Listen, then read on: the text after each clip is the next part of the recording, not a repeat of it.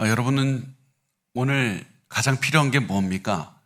내가 오늘 내 삶을 봤더니 가장 필요하다고 생각하는 것, 그게 뭐가 있을 것 같습니까? 많은 분들이 제가 이 질문을 하면 이렇게 생각을 합니다. 나를 가장 편안하고 안심하게 해주는 것이 필요합니다.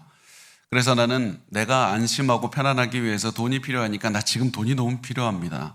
내가 집 때문에 너무 많이 염려하고 있는데 지금 가장 먼저 집이 필요합니다. 안정적인 직장이 없어서 내가 너무 염려하게 되니까 안정적인 직장이 필요합니다.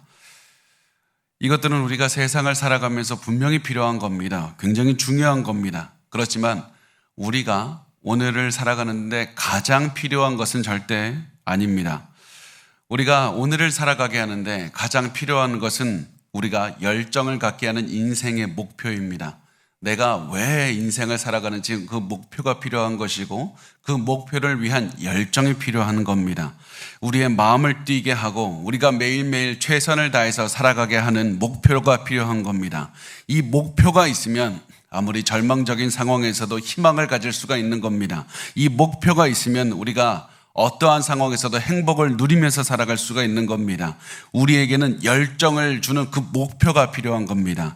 지금 여러분의 마음에는 이 목표가 있는지 돌아보시길 바랍니다. 내가 오늘을 살아가는데 가슴을 뛰게 하고 열정을 갖고 달려가게 하는 그 목표가 내가 오늘 있는가?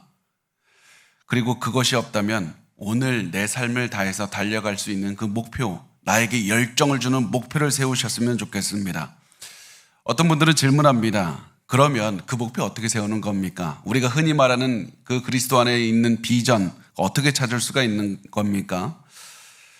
제가 드리는 여러 가지 방법 중에 하나가 무엇이냐면 하나님을 위해서 이루고 싶은 하나의 꿈을 정하셨으면 좋겠습니다. 하나님께 비전을 달라고 기도하신 다음에 내가 무엇을 이룰 수 있을까? 한 가지를 정해서 그 평생 내가 이룰 수 있는 또 내 열정을 다해서 다 전담할 수 있는 그 목표를 하나 정해서 살아가시는 겁니다. 제가 그래서 자주 말씀을 드리는 목표 중에 하나가 이겁니다. 저의 목표이기도 한데 저는 평생을 살면서 동탄과 오산에 있는 모든 사람에게 나의 목소리를 통해서 복음을 증거하게 될 것이다. 이것이 저의 목표이기도 합니다. 그런데 이 목표는 굉장히 구체적이어서 제가 매일 실천할 수 있는 그런 방법을 강구하게 만들기도 하지만 굉장히 이루기에는 거의 불가능에 가까운 겁니다. 그래서 이 목표를 이루기 위해서 제 평생을 다해서 노력하며 살아갈 수밖에 없는 겁니다. 그래서 이것이 우리가 그 하나님의 주신 그 비전을 가지고 살아갈 수 있는 방법 중에 하나입니다. 그런데 이렇게 세운 목표가 영원하지 않을 겁니다. 때로는 내가 이 목표를 수정해야 될 것도 느낄 겁니다. 그렇게 되면 또 기도하면서 수정하면서 또다시 목표를 위해서 살아가면 되는 겁니다. 그렇게 매일매일 하나님의 주시는 그 비전을 위해서 매일 목표를 위해서 살아가게 된다면 우리는 그 목표를 향해서 아무리 어려워도 이겨낼 수가 있을 것이고 열정을 가지고 살아낼 수가 있는 겁니다. 그래서 항상 우리가 우리의 마음을 돌아보면서 기억해야 될 것은 나에게 가장 필요한 것은 열정을 주는 목표이다. 나는 오늘 목표를 무엇을 가지고 있는가? 그것을 생각하시고 내가 목표도 없을 때 내 인생도 함께 무너질 수밖에 없다. 그 사실을 반드시 기억하시길 바랍니다. 그리고 오늘 목표가 없는 것이 오늘 본문에 들어가는 유다인들의 문제이기도 했습니다. 우리가 지난 시간에도 나눴지만 오늘 나눌 에스라 10장에 등장하는 유다인들의 가장 큰 문제, 지난주에도 등장했던 것 무엇입니까? 이방 여인들과 결혼을 했다. 그러니까 하나님을 믿지 않는 이방 여인들과 결혼을 했다는 것이 문제였습니다. 그렇지만 유다인들이 가장 큰 문제는 그 이방 여인들과 결혼했다는 것이 아니었습니다. 그것은 현상에 불과한 겁니다. 단지 이방 여인들과 결혼해서 우상 숭배했다, 이것보다 더 근본적인 문제가 무엇이냐면 유다인들이 하나님을 위한 삶의 목표를 잃었다는 것이었습니다. 내가 왜 바벨론에 살지 않고 그 편한 삶을 살지 않고 굳이 예루살렘에서 고생하면서 살고 있는가? 이 목표가 무엇인가? 하나님과의 관계를 회복하고 예배를 회복하기 위한 그 목표였는데 그것을 잃어버리고 살았던 겁니다. 내가 왜 매일매일 살아가고 있는지 그 목표를 잃다 보니까 나도 모르게 현실에 적응하며 살기 위해서 이방 여인들과 결혼하게 되었고 우상 숭배하는 문화도 계속해서 옆에 있어도 나의 삶에 계속해서 위협함에 들여와도 아무런 것도 느끼지 못하게 되었던 겁니다. 그래서 그들이 우상 숭배를 허용한 것보다 더 큰 죄는 하나님을 사랑하지 못하고 하나님을 위해서 살아가지 못했다는 것이 가장 큰 문제였습니다. 그래서 에스라가 슬퍼한 겁니다. 에스라가 슬퍼한 이유가 여기 있습니다. 이스라엘 사람들, 하나님을 섬기지 않는 이방 여인들과 결혼했다는 사실은 겉으로 드러난 현상이었지만 이들의 그 현상을 통해서 드러나는 것은 그들의 마음 상태였습니다. 그들은 하나님을 더 이상 사랑하지 않고 하나님을 위해서 살아가지 못했습니다. 그러니까 매일 거룩하게 살아가야 된 이유도 찾지를 못했고 하루하루 어쩔 수 없이 살아가기에 바쁜 삶만 반복하면서 살았던 겁니다. 그래서 이 매일매일 그냥 현실 앞에서 무너지지 않고 그냥 살아가기 바쁘다 보니까 매일 이 근본적인 위안, 이 목표, 소명의식 그거 잃어버리고 산 겁니다. 그 사실 때문에 에스라는 통곡했던 것이고 회개하면서 울었던 겁니다. 그리고 그 통곡 소리를 듣는 사람들, 그 사람들의 마음이 찔리게 되겠는데 그 에스라의 기도와 통곡을 듣고 이 사람들이 무엇을 생각하게 되었냐면 나 지금 무엇을 위해 살고 있나? 나 지금까지 잘 살고 있었나? 나 앞으로 이렇게 계속 살아가도 되나? 나 지금 무엇을 위해 살고 있는가? 내 인생의 목표는 무엇인지 다시 돌아보게 되었고 내가 내 소명의식이 이렇구나. 내가 왜 살아가는지 그걸 잊고 살았구나. 그것을 깨닫게 되는 겁니다. 그래서 자신들이 이 땅에 사는 이유에 대해서 다시 한번 생각했고 이들이 이제부터 하나님을 위해서 살아가기 위해서는 내 삶에 깊이 들어와 있는 죄를 끊어야 되겠다. 이 사실을 하게 되었습니다. 그래서 자신이 하나님을 위해서 살아가지 못하도록 막는 가장 중요한 그 죄를 끊어버리기로 결심을 했던 겁니다. 그리고 그 결심 바로 하나님을 섬기지 않는 이방 아내들과 헤어지기로 결심을 했습니다. 이 사실에 대해서 성경은 이렇게 증언합니다. 1절에서 3절은 말씀을 합니다. 에스라가 하나님의 성전 앞에 엎드려 울며 기도하여 죄를 자복할 때 많은 백성이 크게 통곡하며 이스라엘 중에서 백성의 남녀와 어린아이의 큰 무리가 그 앞에 모인지라. 엘람 자손 중 여히엘의 아들 스가냐가 에스라에게 이르되 우리가 우리 하나님께 범죄하여 이 땅 이방 여자를 맞이하여 아내로 삼았으나 이스라엘에게 아직도 소망이 있나니 곧 내 주의 교훈을 따르며 우리 하나님의 명령을 떨며 준행하는 자의 가르침을 따라 이 모든 아내와 그들의 소생을 다 내보내기로 우리 하나님과 언약을 세우고 율법대로 행할 것이라. 여기에서 이 에스라는 하나님 앞에서 또 백성들 앞에서 공개적으로 울면서 회개 기도를 했고 그리고 백성들은 자신의 죄를 깨달았고 그 백성 중에 대표로 스가냐라는 사람이 에스라 앞에 나가서 이렇게 말을 하게 됩니다. 우리가 우상 숭배하는 이방 여인과 결혼함으로써 하나님 앞에 죄를 지었습니다. 이제 아내로 삼은 이방 여인들을 돌려보내겠습니다. 이 말을 통해서 우리가 알 수 있는 것은 이곳에 온 지 4개월밖에 되지 않는 에스라가 이 사람들의 리더십을 인정받을 수 있었을 뿐만 아니라 사람들이 에스라를 통해서 회개를 실천하기로 결단할 수 있었다는 겁니다. 어떻게 에스라가 이 짧은 4개월 동안에 사람들의 삶의 회개를 실천할 수 있고 사람들에게 신뢰를 얻을 수가 있습니까? 이 짧은 기간 동안에 신뢰를 얻고 사람들이 자발적으로 인생을 바꿀 수 있는 곳으로 이끌 수 있었습니까? 이것을 어떻게 했는지 잘 보면 에스라는 사람들에게 너희 죄가 잘못했으니 회개하라고 말하지 않았습니다. 에스라가 한 것이 무엇입니까? 백성들의 죄를 위해서 통곡하고 회개한 것뿐이었습니다. 먼저 회개하고 먼저 울었더니 그 사람들이 회개의 울음소리를 듣고 사람들 사이에서 회개 운동, 부흥의 운동이 일어난 것이었습니다. 한 사람이 회개했더니 한 사람이 자복하고 회개했더니 모든 사람에게 회개의 불씨가 전해진 겁니다. 여러분 이것이 에스라가 가졌던 리더십이었고 우리가 가져야 되는 리더십인 겁니다. 우리는 크리스찬 리더십이라는 말 자주 합니다. 그런데 크리스찬 리더십이라고 말할 때 우리는 자꾸 성공하는 리더십, 잘 나가는 리더십만 얘기를 합니다. 그래서 부모가 가정에서 잘 나가야지 자녀들에게 좋은 리더십을 보일 수 있다고 하고 목회자도 교회에서 좋은 리더십을 보이기 위해서는 굉장히 많은 능력을 보여주고 기적을 보여주는 그런 것들을 해야 된다고 생각을 합니다. 그런 것들 다 중요합니다. 그러나 가장 근본적이고 중요하고 기본적인 것은 우리 구성원의 한 사람 한 사람을 위해서 가장 먼저 엎드리고 회개하고 눈물을 흘리는 것이 크리스찬 리더십의 핵심입니다. 에스라처럼 가장 먼저 앞에 나가서 회개하는 겁니다. 다른 사람의 죄를 내 죄인 것으로 여기고 슬퍼하는 마음을 가지고 회개하면 여러분의 가족 구성원들, 여러분의 순원들, 우리 교회에 있는 분들 다 그 사람의 리더십을 인정할 뿐만 아니라 자신의 죄를 깨닫게 되어서 자신의 삶을 변화시키게 될 겁니다. 내 말, 내 계획, 내 결심을 통해서 다른 사람들이 죄를 깨닫게 하는 거 불가능합니다. 여러분의 말을 통해서 새치에어로서 다른 사람의 인생을 바꿀 수 있다는 그런 야망을 버리시기 바랍니다. 하나님께서 회개하는 마음을 주시는 것이고 그 회개의 마음을 우리를 통해서 주실 때는 어떻게 하냐면 우리가 먼저 회개할 때 우리를 통해서 다른 사람들에게 회개의 마음을 주시는 겁니다. 그리고 회개할 때 그들의 인생이 변하게 되는 겁니다. 그리고 이것이 바로 성경적인 부흥이 됩니다. 하나님께서는 한 사람의 회개를 사용해서 많은 사람에게 회개운동 이르게 하시고 부흥에 오게 하시는 겁니다. 여러분, 여러분의 가정에 부흥에 오기를 원한다면 먼저 회개하십시오. 먼저 회개하셔야 됩니다.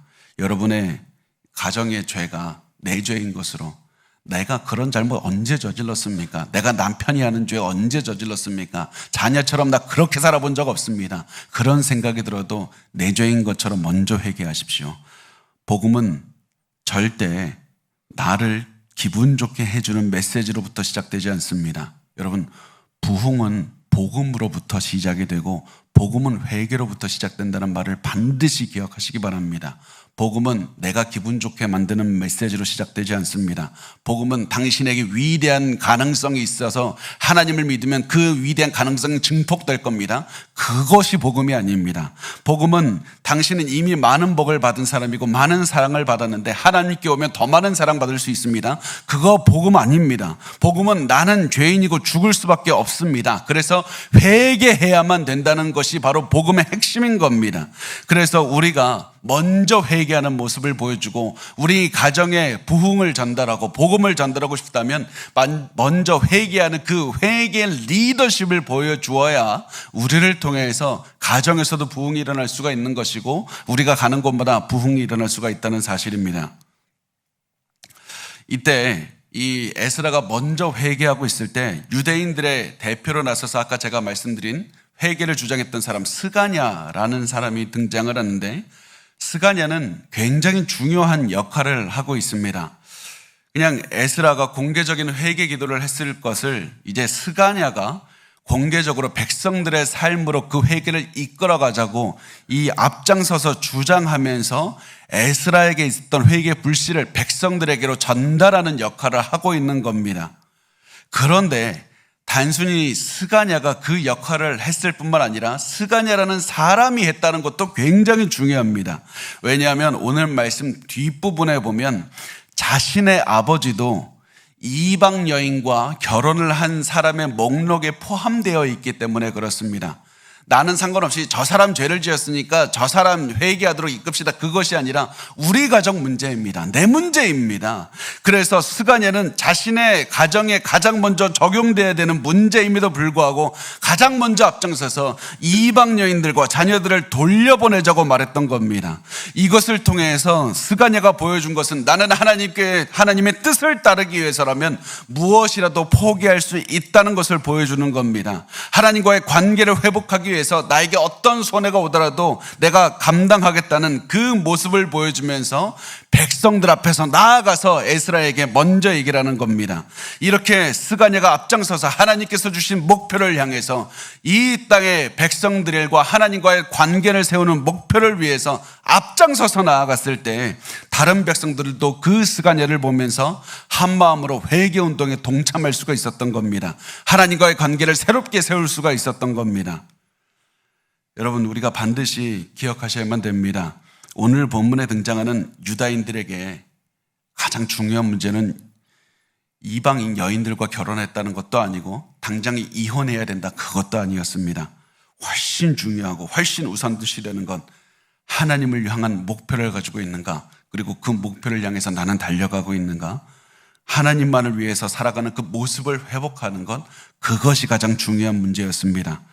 그러기 위해서 이 사람들, 우리 가정에서 하나님을 부인하고 우상 숭배하는 아내들을 돌려보내야 되겠다, 그 결론에 내리게 되는 겁니다. 어떠한 대가를 치르더라도 하나님과의 관계를 회복해야 되겠다는 그 결론에 이르게 되는 겁니다. 여러분, 하나님을 위한 목표를 가슴속에 품고 살아가는 것이 가장 중요합니다. 그 다음에 이야기는 이렇게 이어집니다. 5절과 6절에서는 말씀합니다. 이에 에스라가 일어나 제사장들과 레위 사람들과 온 이스라엘에게 이 말대로 행하기를 맹세하게 하매 무리가 맹세하는지라. 이에 에스라가 하나님의 성전 앞에서 일어나 엘리야십의 아들 여호하난의 방으로 들어가니라. 그가 들어가서 사로잡혔던 자들의 죄를 근심하여 음식도 먹지 아니하며 물도 마시지 아니하였더니, 자, 이 백성들이 자기들이 이제 회개하겠습니다, 이 여인들 돌려보내겠습니다, 이렇게 얘기를 하니까 에스라는 백성들의 이 제안을 수용했습니다. 그리고 그들의 제안이 제안으로 남지 않도록, 결심으로 남지 않도록 하나님 앞에서 맹세를 하게 했습니다. 그리고 이 말씀에서 계속해서 우리가 잘 보면 드러나고 있는 것이 무엇이냐면 에스라의 리더십의 모습인데, 에스라가 계속해서 드러나는 모습은 사람들이 자발적으로 자신의 죄를 회개하고 자발적으로 하나님께 나아오도록 조금씩 이끌고 있었다는 것이었습니다. 에스라는 백성들이 스스로 깨닫고 스스로 결단하고 스스로 하나님께 나오게 했지 어떤 것도 강요하지 않았습니다. 사람들의 뜻이 하나님의 뜻을 변하지 않는 것이다. 그러면 에스라 인정해주고 계속해서 격려해서 인도해 주었고 자신은 뒤에서 계속해서 기도해 주었습니다. 이것이 에스라의 리더십의 가장 중요한 겁니다. 그리고 에스라는 이렇게 한 다음에 성전을 떠나서도 여호와나의 방으로 가서 계속해서 슬퍼하면서 기도하는 모습을 보여줍니다. 그 에스라는 사람들이 보이지 않는 곳에서도 사람들을 위해서 금식하며 기도하며 사람들이 하나님의 뜻을 위해서 살아갈 수 있도록 인도해 주었던 겁니다. 그것이 이 리더십의 모습이 여러분의 가정에서의 모습이어야만 되고 수훈에서의 모습이셔야만 됩니다. 이것이 여러분의 삶의 목적이셔야만 됩니다. 이제 이렇게 에스라는 이 유다 공동체가 하나님께 이 관계를 회복하도록 이끌면서 하나씩 이끈 다음에 이제 중요한 한 일을 하는데, 에스라가 한 것은 유다 전역에 있는 백성들을 예루살렘으로 모으는 것이었습니다. 7절과 8절은 말씀을 합니다. 유다와 예루살렘에 사로잡혔던 자들의 자손들에게 공포하기를 너희는 예루살렘으로 모이라. 누구든지 방백들과 장로들의 훈시를 따라 3일 내에 오지 아니하면 그의 재산을 정벌하고 사로잡혔던 자의 모임에서 쫓아내리라 하매. 그러니까 에스라가 유대인들이 각지에 퍼져 있는 사람들 3일 내에 예루살렘으로 오지 않으면 너네 재산을 다 몰수할 것이고 유다 공동체에서 쫓아낼 것이다, 추방할 것이다, 이렇게 했습니다. 이렇게 한 다음에 계속해서 에스라는 이 사람들이 오는 3일 동안에 기도했을 겁니다. 계속해서 기도했을 겁니다. 왜냐하면 에스라가 보여준 리더십의 모습은 기도에 있었기 때문에 그렇고, 그 모습을 이 사람들이 보고 있었다는 사실을 알고 있었기 때문에 그렇습니다. 여러분이 기도하는 모습을 자녀들이 보고 있습니다. 여러분, 저희 아버지도 목회자이신데 항상 저희 아버지의 모습 속에 기억나는 것이 무엇이냐면 많은 사람들 앞에서 설교하는 모습, 그거 기억납니다. 그렇지만 제 마음에 가장 깊숙이 박혀있는 모습이 무엇이냐면 기도하는 모습이었습니다. 언제 기도했냐면 너무 힘들 때 기도했습니다. 사람들이 너무나도 어떻게 저렇게 공격할 수 있을까? 그런 마음을 보여서 제가 알고 있어서 나 같으면 그때 기도 안 하고, 나 같으면 내가 차라리 좀 잠시 휴식 취하고 오겠다, 그런 마음을 가지고 있고 바라보았을 때에도 저희 아버지는 기도했던 그 모습 때문에 저도 힘들 때 기도했습니다. 여러분이 지금 그냥 어려운 시간을 보낸다고 생각하지 마시길 바랍니다. 여러분이 지금 고난 중에 어떠한 모습으로 고난을 대하고 있는지, 어떠한 모습으로 문제를 풀어가고 있는지 여러분의 자녀들이 보고 있습니다. 남편과 아내가 보고 있습니다. 그래서 그 모습을 따라서 여러분에게 그 사람들이 살게 될 겁니다. 여러분, 그래서 항상 기도하는 모습 보여주시고 고난 속에서 문제를 풀어갈 때 항상 기도로 다른 사람들을 위해서 기도하는 모습을 보여주시기 바랍니다. 이것이 에스라가 보여주었던 가장 중요한 모습이었습니다.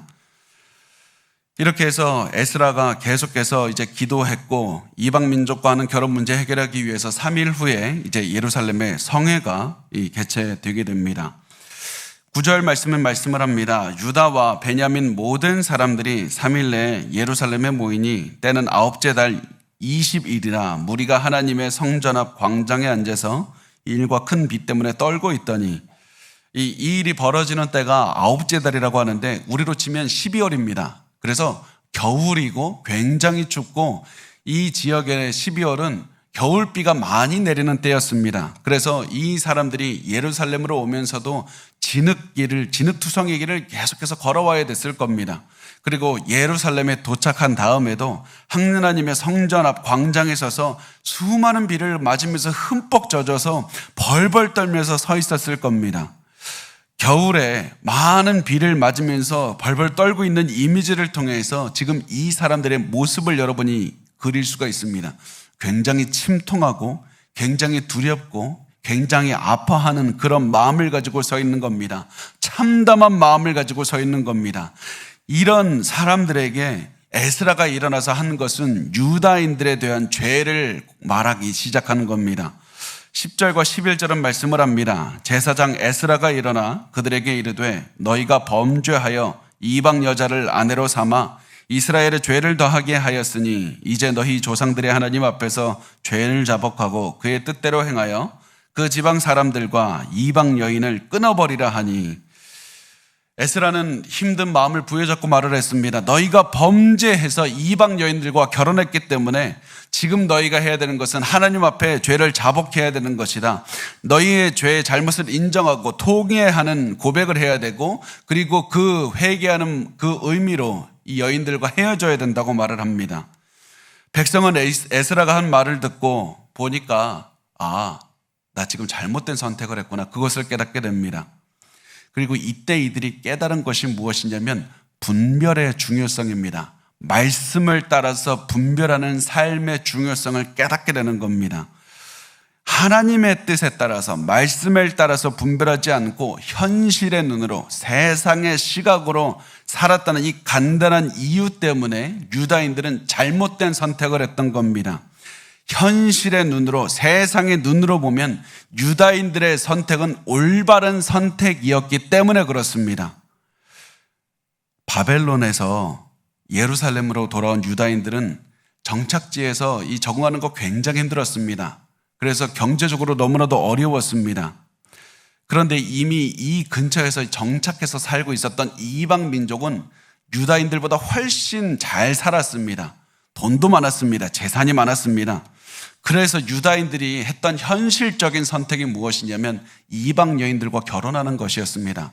때로 사람들은 이 같은 유다인들끼리 여자와 같이 살다가 그 히브리 여인 이혼해버리고 이방 여인과 결혼하기도 했습니다. 먹고 살기 위해서 결혼했고 현실적으로 올바른 결혼을 했는데 이제 와서 하나님의 시선으로 분별을 하니까 나 잘못 살았구나. 이제 깨닫게 되는 겁니다. 여러분, 이 모습을 보면서 여러분의 삶을 반드시 바라보셔야만 됩니다. 저는 우리 크리스찬들이 절대로 하지 않았으면 좋겠는 말이 하나가 있습니다. 현실적으로 저 이 말 안 했으면 좋겠습니다. 현실적인 눈으로 보면 우리 이 시간에 교회에 와서 예배드리는 거 잘못된 선택하는 겁니다. 현실적으로 우리가 매일매일 하나님 앞에서 헌금도 내고 봉사하면서 살아가는 거 현실적인 눈으로 보면 그거 잘못된 겁니다. 현실적으로 보면 우리가 지금 이 시간에 기도하는 거 잘못된 겁니다. 현실적인 눈으로 보면 우리가 하는 것이 올바른 것이 아무것도 없습니다. 세상에 나가서 돈 벌고 잘 살고 어울리면서 살아가는 것이 훨씬 더 현실적으로 좋은 선택일 수 있습니다.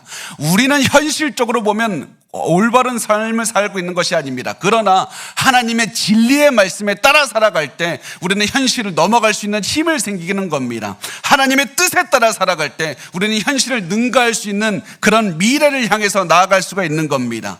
우리가 해야 되는 것은 현실적인 눈으로 오늘을 살아가는 것이 아니라 하나님께서 주신 그 비전과 목표와 소명의식을 가지고 오늘 하루를 살아내는 겁니다. 그러면 현실을 뛰어넘는 하나님의 능력을 체험하게 됩니다. 현실을 뛰어넘는 하나님의 말씀의 능력이 나를 통해서 매일매일 체험하게 되고 하나님의 말씀이 내 인생의 현실이 되기 시작합니다. 여러분, 현실적으로 살아가지 마시고 믿음을 가지고 살아가십시오. 보이는 것을 바라보고 살지 말고 보이지 않는 것을 위해서, 영원한 것을 위해서 살아가시기 바랍니다. 그래서 우리가 이 유다인들처럼 현실의 눈이 아닌 하나님의 뜻을 따라서 살아가야 되는 겁니다. 그리고 모든 것을 하나님의 시선으로, 믿음의 눈으로 바라보고 있던 에스라는 죄의 문제를 봤을 때 굉장히 단호하고 빠르게 대처하게 됩니다. 그래서 그 에스라가 했던 것은 빨리 이혼하게 했던 겁니다. 그런데 사실 우리가 보기에 에스라의 대처가 좀 지나치다는 생각을 할 수가 있습니다. 굳이 이혼까지 할 필요 있습니까? 이방 여인들과 결혼한 사람들 모아서 그냥 그 사람들만 조용하게 불러서 일 처리하면 되는데 굳이 모든 백성을 한겨울에 비가 쫄딱 맞게 해서 벌벌 떨면서 서게 해서 고생시킬 필요가 뭐가 있습니까? 왜 굳이 이렇게까지 해야만 됩니까? 우리 이렇게 얘기를 할 수 있습니다. 그런데 에스라가 이렇게 선택하는 데는 간단하게 보면 세 가지 이유가 있습니다. 첫 번째가 무엇이냐면 한 공동체 안에 일어나는 죄는 공동체 구성원 모두에게 책임이 있기 때문에 모든 사람을 불러 모은 겁니다.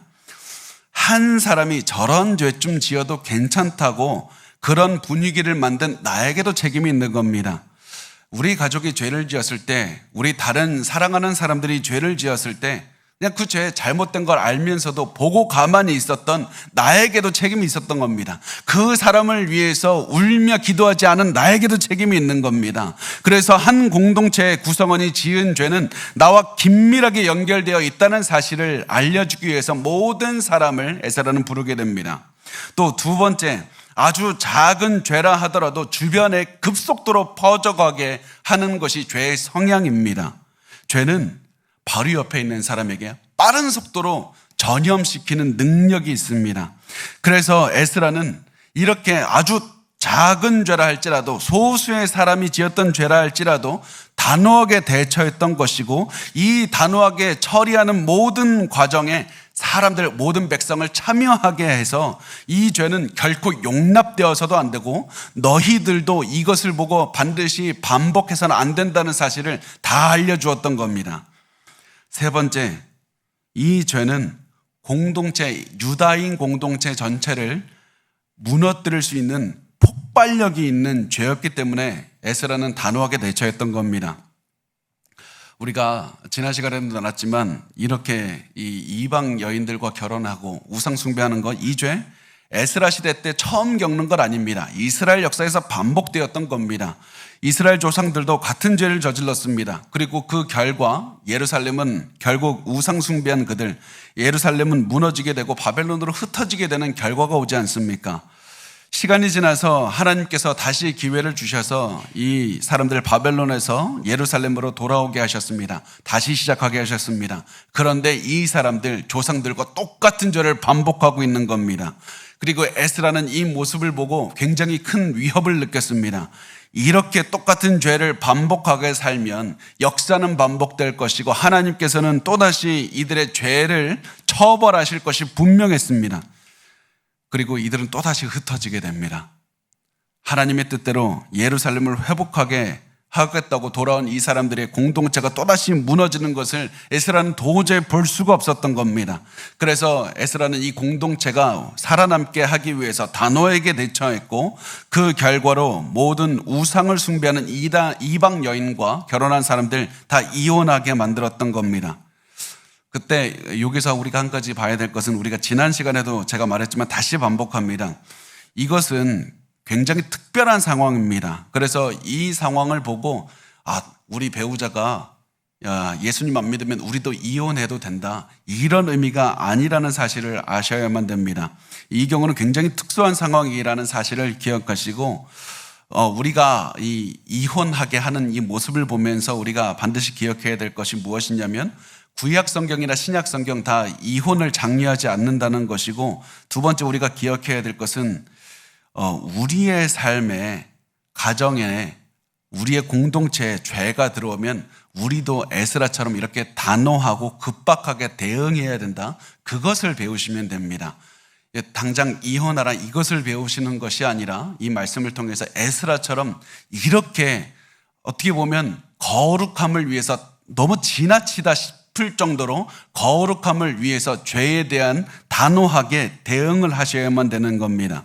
죄가 들어와서 우리의 인생에 거룩함에 문제가 생기기 시작할 때 우리가 보여야 하는 대응은 우리의 삶의 목표를 다시 한번 돌아보고 가정의 목표를 다시 한번 돌아보는 겁니다. 목표를 세우고 죄를 없애는 대응을 하시면 되는 겁니다. 자, 그 다음에 이야기는 이렇게 진행이 됩니다. 12절에서 14절은 말씀을 합니다. 모든 회중이 큰 소리로 대답하여 이르되 당신의 말씀대로 우리가 마땅히 행할 것이니이다. 그러나 백성이 많고 또 큰 비가 내리는 때니 능히 밖에 서지 못할 것이요 우리가 이 일로 크게 범죄하였은즉 하루 이틀에 할 일이 아니오니 이제 온 회중을 위하여 우리의 방백들을 세우고 우리 모든 성읍에 이방 여자에게 장가든 자는 다 기한에 각 고을의 장로들과 재판장과 함께 오게 하여 이 일로 인한 우리 하나님의 진노가 우리에게서 떠나게 하소서 하나. 여기서 에스라가 여인들 돌려보내라고 했을 때 백성들 적극적으로 반응합니다. 우리 에스라의 말에 따르겠습니다, 이렇게 반응했습니다. 그 다음에 에스라는 앞으로 일어나는 모든 일들에 대한 결정 권한을 평신도 지도자들에게 이양을 합니다. 그리고 이 평신도 지도자들은 이 이방 여인들에게 장가든 모든 사람을 예루살렘으로 소환하기로 결정을 했습니다.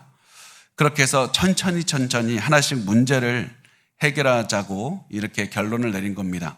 그런데 여기에서 한 가지 이제 문제가 발생을 하게 되는데, 우리도 우리 시대에 이혼을 하는 것이 여러 법원에 가서 여러 판단을 받아야 되지 않습니까? 이 당시에도 이혼을 하는 거 그냥 헤어지면 되는 게 아니었습니다. 당시에는 결혼하기 전에 서로 결혼 계약서를 작성을 했습니다. 그리고 그 여러 가지 계약서의 내용이 있었는데 그 중에 하나만 예를 들면 이 여자들이 결혼할 때 가지고 가는 지참금에 대한 내용도 있었습니다.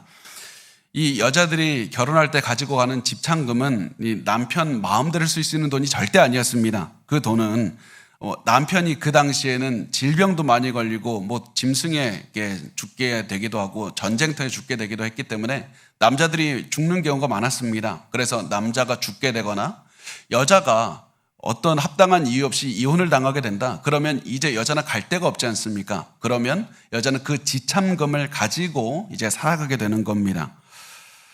그래서 어떤 경우에는 이 여자의 그 가지고 있는 지참금, 여자가 이혼할 때 모든 것을 돌려주어야 되는 경우도 있었을 것이고 절반만 돌려줘야만 되는 경우도 있었을 겁니다. 또 결혼계약서의 여러 조항을 검토해서 이양하도록 이 판단을 해줘야만 됐을 겁니다. 또 마지막으로 한 가지 꼭 제가 말씀드리고 싶은 것은 조사단이 이 사람들 했던 것 중에 하나가 무엇이냐면 이방 여인들에게 당신 하나님 믿습니까? 당신 룻처럼 당신의 이 남편의 하나님을 당신의 하나님으로 여기고 살아갑니까? 이 질문도 했을 겁니다. 아내들이 아무리 이방 여인 출신이라 할지라도 하나님 믿고 산다면 굳이 이곳을 떠날 이유가 없었기 때문에 그렇습니다. 그래서 이 모든 것들을 고려해서 이혼에 대한 결정을 해야 됐기 때문에 이 모든 상황을 획일적으로 결정할 수가 없었습니다. 그래서 이 조사단, 이 평신도 지도자들은 공정한 조사하고 집행을 하기 위해서 각 지역에서 장로와 재판장을 불러왔고 각 이 사건을 심의하고 결정하기로 결론을 내렸습니다. 그런데 어떤 사람들이 이 결정에 반대를 하면서 나섰습니다. 15절 말씀에 보면 이렇게 써 있습니다.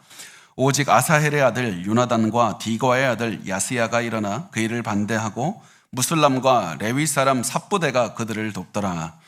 이제에서 네 사람, 이름도 읽기 힘든 이 네 사람이 이 안에 반대를 하게 되는데, 이 반대했던 이유가 무엇이냐면, 아니 그렇게 하나하나 언제 다 결정합니까? 지금 일을 신속하게 처리해야 되는데 하나님 뜻에 따라서 신속하게 처리해도 우리가 갈 길이 먼데 이거 언제 다 바라보고 다 조항 검색해서 이것을 합니까? 그러니까 빨리 신속하게 신속하게 처리해 버리자고 이 네 명이 이 주장을 하게 됩니다. 그래서 이것이 이 사람들이 어떤 마음이었냐면, 하나님 뜻에 반대하겠다 이것이 아니라, 하나님 뜻을 거부하겠다는 것이 아니라 하나님의 뜻에 더 빨리 순종하기를 원했기 때문에 이들이 이렇게 반대를 했다는 사실을 아시면 됩니다. 그래서 이것을 통해서 보여주고 있는 것은, 많은 사람이 다 각기 생각은 달라도 하나님을 향한 그 목표는 동일했다. 한 가지 목표를 향해서 달려가고 있었다. 이것을 우리가 아시면 됩니다. 자, 그리고 이제 16절과 17절 우리 마지막으로 같이 한번 읽겠습니다. 시작. 사로잡혔던 자들의 자손이 그대로 한지라 제사장 에스라가 그 종족을 따라 각각 지명된 족장들 몇 사람을 선임하고 10달 초하루에 앉아 그 일을 조사하여 첫째 달 초하루에 이르러 이방 여인을 아내로 맞이한 자의 이 일 조사하기를 마치니라. 자, 그래서 이 사람들이 네 명이 반대를 했는데 그래도 다수결의 원칙에 따라서 원래 안대로 가게 됩니다. 그래서 이 원래 안대로 이 평신도 리더들로 구성된 조사단이 꾸려졌고, 이 모든 일들, 이 사람들이 다 케이스 하나씩 다 바라보고 결론을 내리는데 총 3개월이 소요가 되고, 이 기간 동안에 110개 정도의 가정이 이혼을 하게 됩니다. 그리고 그 이혼을 하게 된 가정의 명단이 이 에스라 10장 18절에서 44절까지 기록을 하게 됩니다. 이 이혼을 하게 된 사람들의 명단을 보면 제사장이 17명이고 레위인이 6명이고 노래하는 사람이 1명이고 문지기가 3명, 평신도가 83명 이렇게 됩니다. 그래서 이것을 통해서 제사장까지 포함이 되어 있구나. 이 죄가 엄청나게 광범위하게 퍼져 있다는 것을 보여줍니다. 여기서 제가 다 해서 110가정, 110명이 된다고 말씀을 했는데, 이혼한 사람들의 수가, 참 어떤 분은 이렇게 생각을 할 겁니다. 에스라가 사람들 다 모아서, 온 백성 모아서 이렇게 생고생을 시키고 이렇게까지 큰 결론을 내리게 됐는데, 이거 한 것 치고는 이혼한 사람들의 수가 110명 너무 작은 것 아닙니까? 나는 1000명, 10,000명 될 줄 알았는데 110명, 이렇게 작은 수를 가지고 어떻게 그렇게 큰 일을 만들 수가 있습니까? 아마 많은 학자들이 추정을 합니다. 사실 110가정보다 더 많았을 것이지만은 많은 아내와 아이들이 하나님을 믿겠다고 그렇게 이야기를 고백을 했을 것이라고. 그래서 훨씬 더 많은 가정이 있었지만은 끝까지 우상을 숭배하겠다고 이 말한 여인이 110명밖에 없었다. 그래서 많은 사람들이 하나님을 따르게 되었다. 그것을 우리가 볼 수가 있는 겁니다. 그리고 우리가 이 명단을 볼 때 한 가지 더 주목할 수 있는 것이 무엇이냐면, 이혼한 가문 이 명단을 보면 에스라 2장과 굉장히 많은 부분 겹친다는 겁니다. 에스라 2장에 처음에 이 에스라 2장에 등장한 사람들, 1차 귀환한 사람들, 처음에 이 예루살렘으로 돌아온 사람들의 명단이 동일하게 드러나는 것을 많이 보게 됩니다. 그래서 우리가 볼 수 있는 것은 1차 귀환한 많은 사람들이 초심을 잃고 이곳에서 먹고 살기 위해서 이방 여인들과 결혼하면서 살았던 겁니다. 가난하니까, 배고프니까, 너무 힘드니까 현실적인 눈으로 이방 여인들과 결혼했던 겁니다. 그때는 그게 맞는 줄 알았습니다. 그때는 먹고 사는 걸 해결하는 게 가장 급한 문제인 줄 알았습니다. 그런데 하나님께서 에스라를 통해서 보여주시는 것은 말씀에 비추어 보니까 내 삶이 틀린 것을 알게 되었다는 겁니다. 그래서 이것을 보면서 우리가 알 수 있는 것은 상황이 아니라, 상황에 따라서 환경이 이러니까 어쩔 수 없고 저런 환경 때문에 어쩔 수 없다는 그런 말을 할 것이 아니라, 항상 진리의 말씀을 따라서 내 삶을 이끌어 가야 된다. 항상 진리가 우리의 가슴 속에 가득하게 되어야 된다는 사실을 알 수가 있는 겁니다.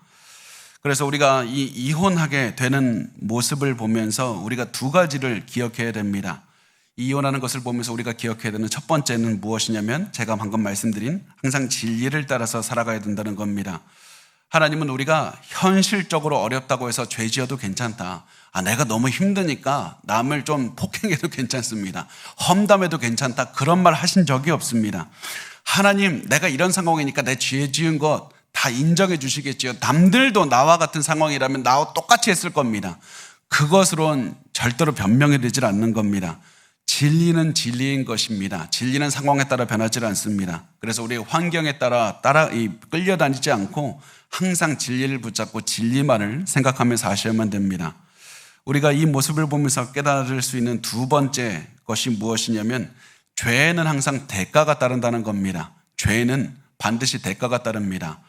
하나님은 죄를 용서해 주셔도 그 죄에 대한 대가를 지게 하실 때가 너무나도 많습니다.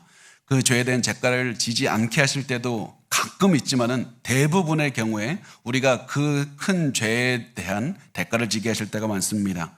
오늘 우리가 나누는 이 이혼과 같습니다. 이 이혼 굉장히 본문에서는 짧게 다루지만 이혼은 굉장히 아픈 겁니다. 어떤 목사님은 이혼의 아픔에 대해서 이렇게 설명을 하셨습니다. 마치 두 종이를 본드로 붙였습니다. 다 말랐습니다. 그런데 그 종이를 떼면 어떠한 종이도 성하게 떨어지지 않습니다. 이 많은 상처가 남게 되는 겁니다. 그것을 통해서 이 목사님은 그것이 이혼의 아픔이라고 너무나도 큰 아픔을 겪게 된다고 말을 합니다. 그리고 그 아픔을 이 오늘 본문에 나오는 사람들이 겪었던 겁니다. 유다인들은 이방 여인들과 단지 현실적인 문제 때문에 결혼했을 수도 있지만은 결국에서는 올바른 것을 바로잡기 위해서 이혼할 수밖에 없었고 결국 이별하고 자녀들과도 생리별을 할 수밖에 없는 그런 큰 상처를 겪게 되었던 겁니다. 그래서 우리가 죄는 결과를 낳는다. 그래서 죄의 결과에 대해서 생각하시고 죄의 결과를 두려워하는 마음도 가지셨으면 좋겠습니다. 그리고 항상 옳은 길, 진리의 길을 선택하시기 바랍니다. 제가 아까 마지막이라고 했는데 사실은 제가 마지막이 아니라 하나 더 있습니다. 우리 마지막 44절 우리 같이 읽고 제가 조금만 더 얘기를 하고 끝을 내도록 하겠습니다. 우리 44절 같이 읽도록 하겠습니다. 시작. 이상은 모두 이방 여인을 아내로 맞이한 자라 그 중에는 자녀를 낳은 여인도 있었더라.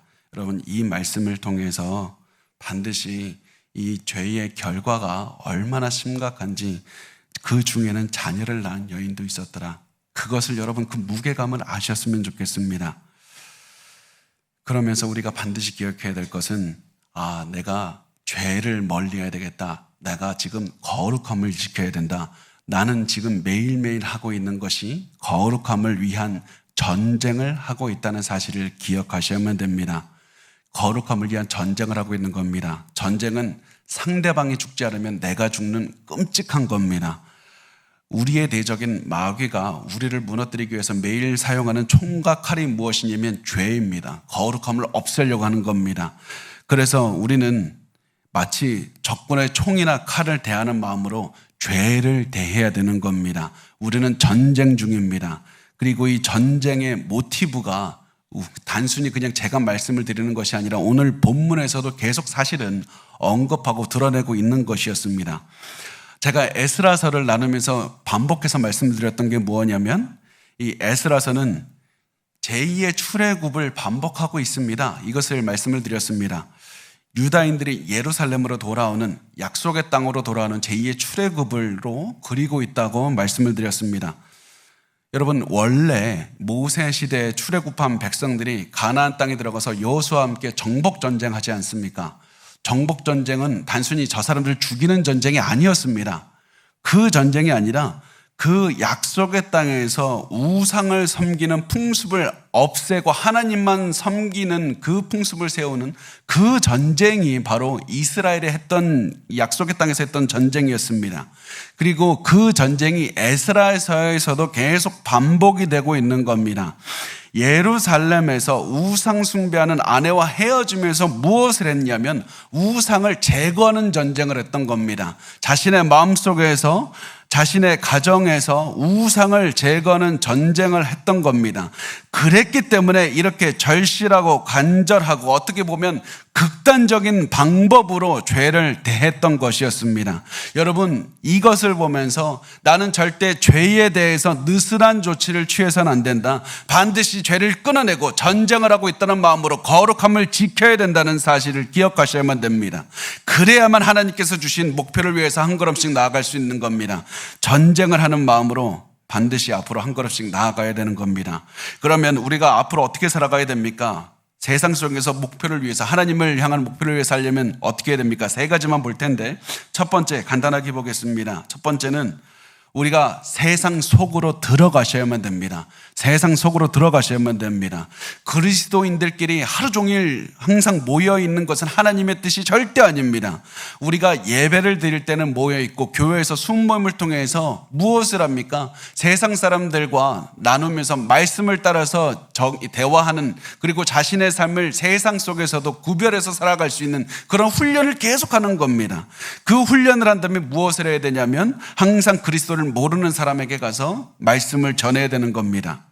두 번째 우리가 해야 되는 것은 말씀대로 세상 속에서 살아내야 되는 겁니다. 말씀대로 살아내야 됩니다. 많은 사람들이 세상 속에서 살기 때문에 어쩔 수 없지 않습니까? 세상과 타협할 수밖에 없다고 말을 합니다. 세상과 타협을 해야 세상 사람들이 우리의 말도 들어준다고 말을 합니다. 전도하기 위해서 타협할 수밖에 없다고 말합니다. 그 말에 절대 속지 마십시오. 우리가 세상에 타협하는 이유는 세상 사람들을 전도하기 위해서가 아니라 목표의식이 희미해졌기 때문이고 소명의식이 명확하지 않기 때문에 그런 겁니다. 하나님께서 우리에게 주신 명령은 세상 속에서 돈 많이 벌고 잘 살라 이런 것이 아니라 사람들의 마음을 얻으라는 것도 아니라 말씀대로 진리대로 살아가라는 것이었습니다. 왜냐하면 진리만이 능력이기 때문입니다. 말씀만이 우리가 가진 힘의 전부이기 때문에 그렇습니다. 진리 이외에는 그 어떠한 능력도 우리에게는 없는 겁니다. 그래서 항상 세상에 들어가서서 흔들리지 말고 말씀대로 사시길 바랍니다. 세 번째 우리가 기억해야 되는 것은 지혜가 많은 사람과 함께 하시길 바랍니다. 지혜가 많은 사람과 함께 하십시오. 여러분, 하나님께서 여러분에게 많은 선물을 주셨습니다. 그 중에 하나가 사람의 선물이고 여러분 주위에 말씀 안에서 살아가기 위해서 노력하는 사람을 선물로 주셨습니다. 그 사람들에게 찾아가셔서 어떻게 해야 나에게 주어진 삶을 살아갈 수 있는지 매일 기도하시고 매일 그들에게 같이 기도하시고 그들과 함께 고민하며 기도하며 하나님의 뜻을 따라서 살아갈 수 있는지 물어보시고 대화하시길 바랍니다. 당신은 나와 비슷한 상황에서 어떻게 했습니까? 물어보십시오. 그렇게 해서 성경적으로 올바른 대답을 찾아가시는 것이 가장 중요합니다. 이렇게 해서 우리가 이 세 가지를 실천하면 우리 반드시 하나님께서 주신 목표 향해서 다가갈 수 있을 겁니다. 그리고 이렇게 목표를 향해서 걸어갈 때 우리는 절대 절망적인 상황에서도 희망을 가지고 살아갈 수가 있을 겁니다. 왜냐하면 우리의 희망은 환경에 있는 것이 아니라 우리가 매일 소명을 향해서 다가가게 하는 하나님께서 주신 그 열정 있는 마음에 있기 때문에 그렇습니다. 우리의 가슴을 뛰게 하시는 하나님께 있기 때문에 그렇습니다. 그래서 하나님께서 주신 목표를 위해서 나 살고 있는가? 매일매일 질문하시고 목표를 향해서 매일 달려가시기 바랍니다. 그 목표가 있으면 우리 앞에 있는 지금 어려움 이겨낼 수 있습니다. 그 목표만 있으면 우리 지금 어떤 환경에 있든지 이겨낼 수 있습니다. 목표를 향해서 소명을 향해서 달려가는 그런 뛰는 가슴을 달라고 기도하셨으면 좋겠습니다. 우리가